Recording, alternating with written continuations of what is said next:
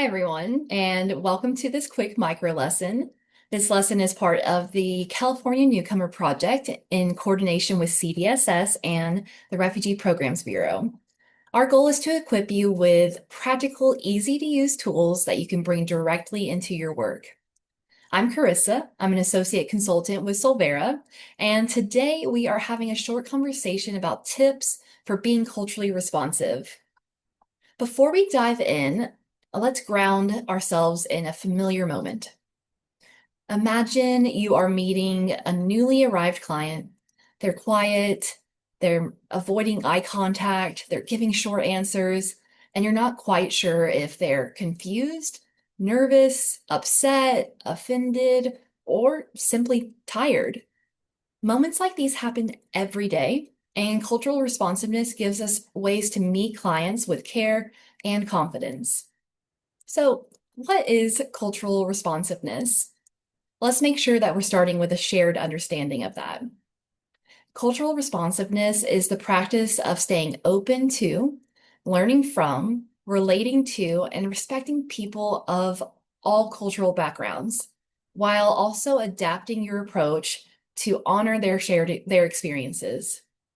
It's not about memorizing facts. It's not just about memorizing assumptions or stereotypes about different cultures. It's an ongoing process of reflection, curiosity, partnership, and empathy. And it requires our active participation. Culturally responsive communication includes listening deeply, noticing nonverbal cues, and allowing clients to be the experts in their own experiences. So one more quick thing before we dive into the tips is to think about the affective filter. In any cross-cultural interaction, both clients and providers can experience something called the affective filter. It's an emotional wall that goes up when somebody feels stressed or judged or rushed or overwhelmed with information. When that filter is high, clients may struggle to speak or process or even ask questions, and providers might feel pressure to get it right or avoid mistakes. So take a breath. You don't have to be perfect. Cultural responsiveness isn't about perfection. It's about presence and participation. So let's dive into 3 practical tips. Tip number 1 is listening for meaning, not just words. Active listening is one of the most powerful tools that we have. It means slowing down, giving your full attention, and listening for meaning, not just at the literal words that are being said. Guidance from the Administration for Children and Families, or ACF, shows that careful listening and validation creates psychological safety, especially for people adjusting to a new environment. So you can use simple phrases like, "It sounds like that was very difficult. I want to make sure I understand. Did you mean?" A quick example. Sometimes a client will nod politely through the explanation, but later maybe they don't follow through with what was discussed. So maybe they were just showing respect, but not fully understanding. So these small check-ins, like, "I want to make sure I understand. Did you mean this?" Or "Let's make sure that we both understand." This can help prevent those misunderstandings and help clients feel seen.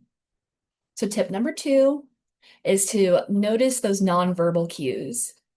Eye contact, tone, pauses, and posture can mean completely different things across different cultures. If a client avoids eye contact or speaks softly or pauses often, don't assume the reason.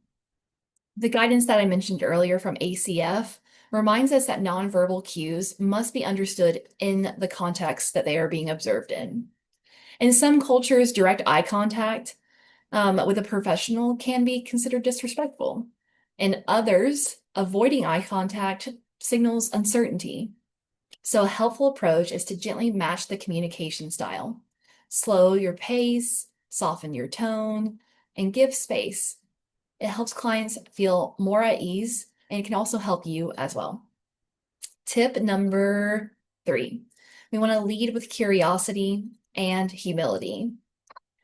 You don't need to know everything, and you won't.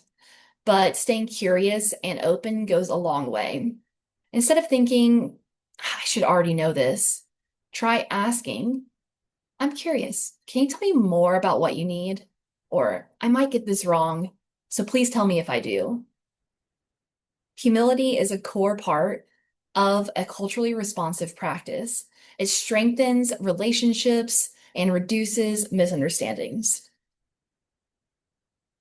A quick, simple tool you can also use, and you can bring it into your next client interaction, is to pause, check, and adjust. Pause. Take a moment to observe. How is the client responding? Check.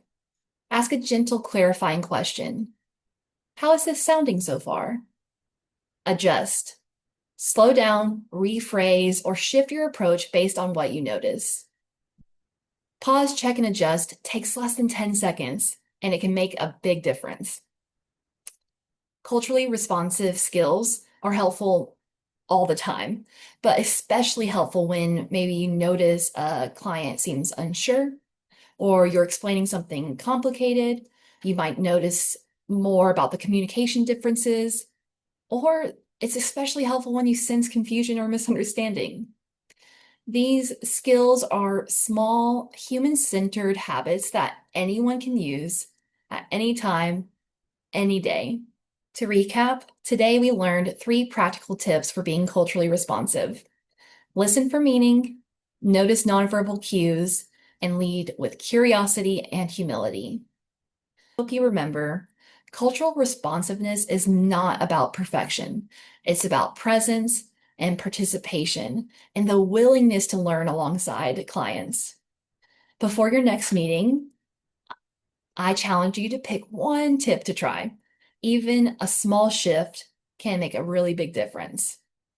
Thank you so much for the work that you do, and thank you for watching this micro lesson.